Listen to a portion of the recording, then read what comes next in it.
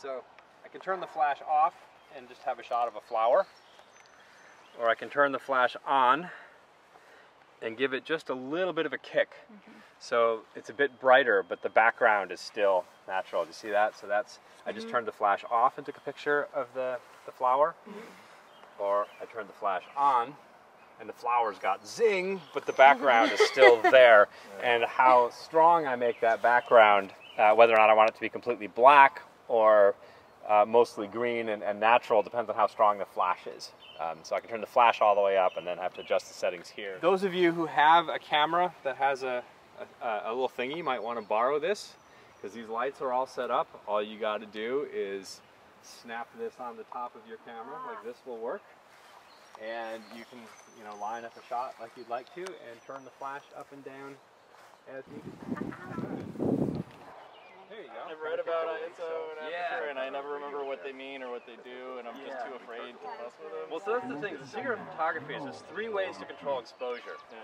There's ISO, which is exactly it's basically a digital camera. This is exactly the same as gain on an amplifier. It's how sensitive that sensor is to light. And so you can make it more sensitive, in which case it works well in low light. It picks up all the imperfections and makes some wrong calls. It gives you a little noise and crackle and all that. So ISO, you can crank that number way up, and as you do that, you can operate in darker and darker conditions, but your image gets grainier and grainier and less crisp. So that's that trade-off. Shutter speed is probably the easiest one to understand. You know, you leave the shutter open for a while, you get a lot of light, but if you move, it gets blurry. You can increase your shutter speed, and it gets dark, but you get crisp. So one way to work at exposure is, so shutter speed is really a motion control. Because there's a lot of times when you want blur in your photo, imagine you are filming a horse race and you want the background blurry but the horse crisp, you know, so what you do is you pan the camera so that when that shutter is open, the horse doesn't move much, but the background's blurring by. And shutter speed is how you control that, in addition to controlling just your exposure. So you can use your ISO to give you the right exposure when you need a certain shutter speed. So ISO is kind of a fudge factor. And the third part of the equation is aperture. And aperture, every lens, or most lenses, have an iris on the inside that can close down to let in less light, or open up to let in more light. And while that's the obvious thing that it does, the important thing that it does is it controls your depth of field, because as the smaller that hole gets, even as things get darker and darker, the focal plane sort of stretches out and gets deeper and deeper. So, you know, you can make your images darker and darker and darker, but more and more and more comes into focus. And to compensate, you can use your ISO or you can use your shutter speed. And so all this futzing with your manual settings is playing these three variables against each other. Because there are three variables, it can actually get pretty complicated, the various combinations. I think that's why it's kind of intimidating, but once you learn how to use them, it's actually easier to get a good photo quicker. Because when you're in automatic mode, the camera just decides for you whether or not it should use one aperture or a shutter speed. And if that's not the image you wanted to take, you just can't convince the camera to do it unless you put it in manual mode and tell it to do those things. And flash is the fourth way to just, you know, if you just, so you already have those three things, but flash is great. You can just bring more light or less light as you need to. And insect photographers use a lot of flash. Mostly because we work with small subjects. Small subjects, when you're photographing really close, that focal depth, you know, how much of that image appears in focus is very, very narrow. You focus on the eye of the insect and the butt end's completely out of focus, right? So insect photographers are constantly closing down that iris in the lens, and that makes it really dark. And rather than make our images really grainy by raising the ISO up, we just mostly use flash. So we bring our own light, but then we have to try to make it look more natural, so we're using diffuse. These little transmitters are great. You can buy like the $400 Pocket Wizards, which allow you to control the flash from a camera, or you can spend like 15 bucks on one of these, and this thing just says flash. And so you have to set all the settings on the flash manually rather than doing it here. But if you're working with macro, the flash is right there, so it doesn't make a difference. But I think that'll work with Nikon. Yeah, and just see if it'll fire when you. you know, like good starting values for aperture, shutter speed, and an ISO for just like, oh, see that one? Yeah, well, so every lens is kind of different. So for most standard macro lenses, it's usually somewhere between, you know, f9 and f22, depending. Yeah. Cool. Yep. But then you find when you're at that, it's got to be a bright sunny day, and full sun doesn't often look good in photos. So again, we're back to it. The lower you get, the backdrop is farther away from the flower, more smooth, right? Yep. So there we, yeah. So let's just unplug this and take the same picture. This is like one of the most common advice I give to people when they're photographing. Is there's this real tendency to just sort of point the camera from where you're standing down, and that's really kind of non-committal. It's just sort of, you know, pointing the camera down, and everyone's photos look the same. It's really helpful to sort of commit to a particular perspective when you're doing this. The ones that make really nice prints are often like committed to a full-on side view or a full-on top view. Like some of the best photos of flowers are going to be the ones where you're actually coming directly down on the top so that everything's in focus, or you're coming directly at the sides. You can kind of see the inflorescence, the center of the flower kind of humped up, you know, in that profile. And one or the other tends to, for some reason, those full-on side or top tend to be a little more impactful.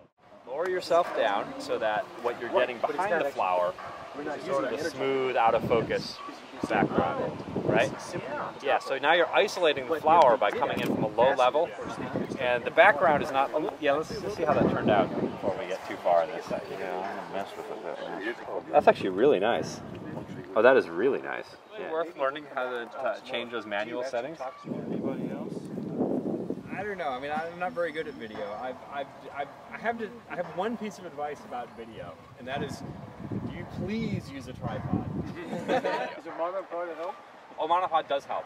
And once you're on a monopod, if you can bring your vibrations and motion down to a particular level, there's software that'll de-shake it so that it doesn't go so much. But if you try using de-shaking software on a really shaky image, you start getting seasick because everything is like, it's holding the subject steady while the background pulsates, and it's like being on drugs. Well, unless that's the effect you're trying to get. Well, it might new advice. And this is because of what I hate watching on YouTube. No one wants to see your 15-minute video of ants eating, you know, a Cheeto on the sidewalk. They might watch 15 seconds of it if you've got the best bit, but like video, short clips, all for that. But 15-minute video, and I'm seriously, people have 15-minute videos of ants eating Cheetos on that. Upload the whole thing, and it's not on a tripod. The first thing about macro photography, photographing insects, we're working in a really small space. You know, when you're changing the focus, you're changing the distance at which the image resolves. And if you're working in really close, it's actually easier to just move the camera, because as you move the camera, the whole focal plane moves forward and back. Whereas if you futz with a focus ring, that's actually a bit more error prone. So usually, once I'm sort of in macro mode or dealing with macro, I use the focus ring to set magnification. So if I want to be more magnified, I bring it all the way down to the end where I'm going to be closest. If I, you know, bring it up a little so it's focusing a meter away, you know, then the object of photograph is going to be smaller. So I set the magnification to how I want it, and then I use foot zoom, basically, you know. And if I'm working right in close, it's literally like this. And I use the viewfinder usually compared to the LCD screen. It's really hard to tell when something's in focus if you're using a digital camera with the screen. Some of them have a focus enhance, or it sort of artificially sharpens the focus part, and that's helpful. But I still find that, you know, our eyes are better than these screens, and so you can't see it in the sunlight either. Yeah, and you can't see it in the sunlight, or even I have a problem with the viewfinder too. If the sun's coming from the right angle, I'm getting blinded, and that's difficult. But yeah, I find it's easier to use a viewfinder because the resolution of our eyes is high enough where it's easier to see. One way that our brain is filtering stuff is because we have this binocular vision that has different perspectives. Our brain uses that to tell us distance, and so it's constantly triangulating to ignore the stuff that's far away and all that, and that requires two different eyes.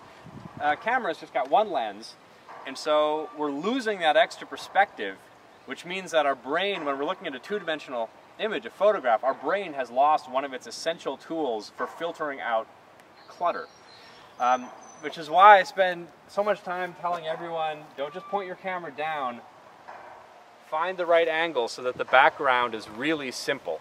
You want a nice, clean, simple, unobtrusive background so you can pre-filter all the clutter out of that image before it gets to the camera. Because your brain's not going to have the same time of it with the two-dimensional image.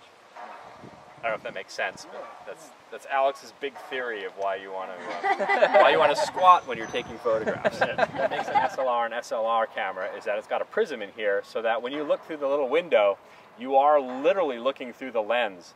And when you go to take a picture, it suddenly shunts the light instead of through the viewfinder. It then, the mirror pops up and everything goes through to the sensor. So basically you have this apparatus sitting in front of your sensor all the time that you're looking through, and then when you go push the shutter, it lifts it up so that the shutter is exposed.